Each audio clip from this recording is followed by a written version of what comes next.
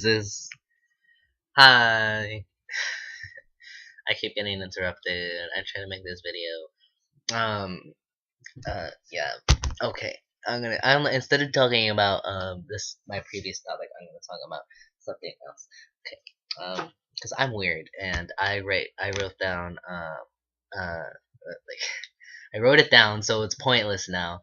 I don't type that number again. I wrote down like the name I would use if I ever had to disappear. Um, I don't know why I would have to disappear. I mean, I do nothing. I mean, like I'm thinking, I'm like now I'm like putting my paranoid noise to this test, and I'm like my paranoid brain to the test, and I'm like, wow. In the event that I would have to disappear, it would probably be because I signed up for a website and I didn't read the terms of agreements or something. Um, uh, yeah. What else happened? And I'm also reading a book about a girl named Crane. Malaya Crane, and she is an ageless, which basically means she's immortal, and she doesn't age, and she has this contract with the Sumerian god Rabishu, which basically means that she is her servant, and she has to do whatever Rabishu says. Um, and eventually he asks her to kill someone that I mean Rabishu asks her to kill someone because the gods are genderless. So I'm gonna try to avoid saying she and he. And Rabishu says, sorry, I had to like fix it. Rabishu, he says eventually he orders. I mean, Rabisha orders her to kill someone who you can feel the say you can like see the self hate that I feel for myself right now. Eventually Rabisha orders her to kill someone that Malaya to kill someone that she that like so eventually the ageless they're devoid of any like human limitations like emotions and death and aging and all of those things. So when she um uh my favorite song I know where we belong. You are the music in me. Healing all of us. I don't know the song. This is you. My sister has been watching High School Musical, so all the songs are like stuck in my head, and I'm like originally before I got to heard these songs again, because it's been so long, I would have been like, this High School Musical is awful, but now I'm like, High School Musical is awesome. Yeah, because I've actually gone back and watched the TV shows and filming with nostalgia and emotions and things and stuff. So I'm actually in love with the movies. I've only seen like the first one, and I think maybe the second one. I don't know. Um. Well, so yeah. So Malaya broke her contract with Rabishu, and basically this means that now she has to reclaim her soul, which basically means she's not immortal anymore. She can die, but she has this scale imprinted on her, I think her chest or her stomach or something, and she I forgot what I was gonna say. Uh, Darn it! I'm so awful at this. I don't write a script for these TV shows. I mean, for these TV shows. You have no lines. Shut up. No. Yeah. I don't write a script for this because if I do, then I won't follow it, and then it'll just sound even worse than it probably does right now. So, she breaks the contract, and now she has like she's not immortal, but she does have like a weaker healing ability, and she has like the super speed that like makes her very tired and fatigued, and she has the ability to see auras and yeah. Um,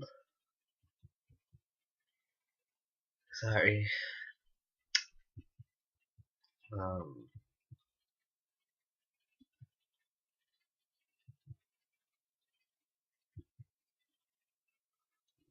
I'm looking into my eyes right now because there's a screen in front of me with it's showing me what I'm saying or what I'm doing right now, and it's basically like I can look into my eyes and deep into my soul, and That sounded very creepy. There's a tiny little Joe inside of me. It's a joke I've been saying lately. If you watch SourceFed Nerd and SourceFed, you'll understand what I mean. There was a guy named Joe, and they're like they're making jokes, and they were like, maybe there's a tiny little Joe inside all of us. Um, yeah. Um, maybe that's why maybe that's, yeah. What am I talking about? I don't know. So that whole idea of like, so now basically, there's on one side of the scale represents all the people that that Malaya has killed, and the other side of the scale represents the lives that she has to save, and she has to save as many lives as she has taken, um, um, so that she can have her soul back, and she will be mortal.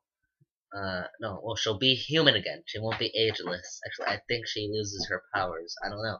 I'm not sure. I haven't read that far into the book. Sacrifice by Dakota Banks. Um, um, I was gonna say. So then, so that whole idea of like being immortal and the idea of disappearing and creating a new identity and name for yourself, that whole idea sounds very appealing to me. So I turned it into a character, and I made Max, and basically Max is a human, and he's been on Earth since the first humans, since humans first started appearing on Earth. So, um, uh, yeah,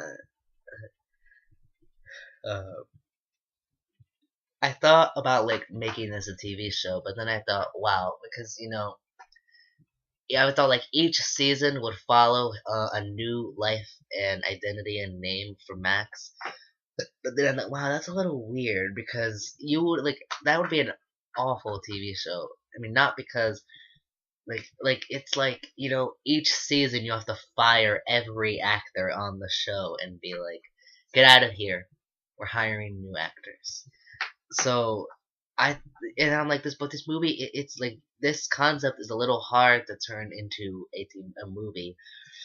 So I don't know, maybe a short um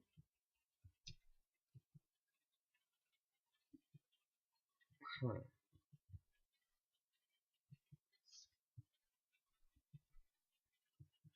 that's weird. I don't know. I didn't think this through clearly. Um, yeah, but like I thought about I thought about this very detailed. I feel like if you've been on Earth as long as Max, I feel like Max is pansexual, which basically means you're gender blind, and what's in between your legs isn't used to determine whether they are attracted to you or not. I also like to say, as this is how I like to explain it, they don't fall in love with you or with what you are. They fall in love with who you are.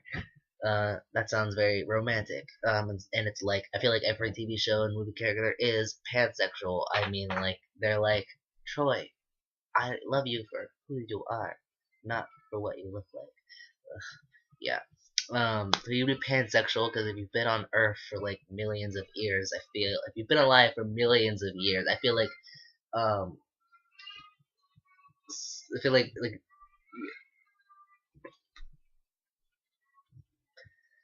sister is yelling. She's not singing, which is normally beautiful and amazing. She's yelling, and it's very obnoxious and distracting. Yeah. So you'd be pansexual, and I also thought about the sociopath of the idea, but I was like, no one's gonna follow that character. I mean, if he's a sociopath, then he would be the villain, and yeah, like if you're a psychopath, a sociopath, whatever you want to call it, I feel like that whole idea, it's just yeah, no one's gonna follow a villain. So um, yeah, we're not. When he is not going to be a sociopath. He's immortal, but he's very well functioned. Um, uh, and I also thought about what else did I think about? I don't know. Um, yeah, that is what I thought about. That is what I've been thinking about like for the entire week. I've been like perfecting, almost perfecting the idea in my head. Uh, my head hurts. I think it's because I was like up until 11. Um, which is weird because it's not weird for me. No, and usually on the weekends I am up until 11 o'clock, and then I go to sleep. Well, this is, and I wake up at like around 8 or 9, so it's weird. This isn't strange for me. Um, what? I don't know why my head is hurting. I'm not sick anymore. Um, so I don't know. Um, maybe I'm dying. Uh, I don't know if you can hear that beautiful enchanting music from somewhere in the vicinity. Um, what else happened? Oh, that's terrifying. I scared myself. Oh, there's this. I don't really watch anime that much. I don't know if I've talked about this before. But I watched SourceFed Nerd Anime Club, and they're talking about Eden of the East, and I really want to watch it. Like, it sounds really good. Oh my gosh. Like, it just sounds really, really good. Um, I like suggest some movies for you guys. Is it just me? eCupid, Geography Club, um, Defying Gravity. Oh my god, these movies are so good. If you are, I'm generally open-minded and flexible and accepting when it comes to everything. At least until one of my values is messed with. Like, I believe in non-violence unless you are defending yourself or someone else. Um, so when like one of my value when like my values is, like, if you try to start a fight with me, that's generally when I don't like conflict. I don't like violence. So usually when you try, I always end up arguing with you. Like, always sit down and I calmly argue with you about this topic, about the problem. I'll be like, yeah, your girlfriend cheated on you. So what? Deal with it. No. Um, yeah, and just because I'm the best friend of the person that your girlfriend cheated on you with doesn't mean that I had anything to do with it. Yeah, I'm gonna argue. I'm gonna sit down calmly and argue with you about this conflict or problem.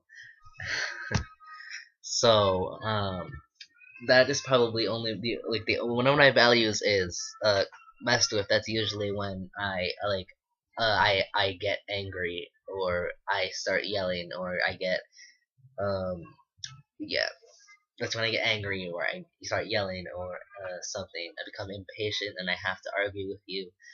Yeah. Um. So you if you I can't say this. If you are homophobic, probably shouldn't watch any of the movies that I just suggested. I think they're good. They're good. Yeah. Oh, my head is killing me. Maybe I'll talk to you about my um. I thought about Glee in a spin-off series. See you later.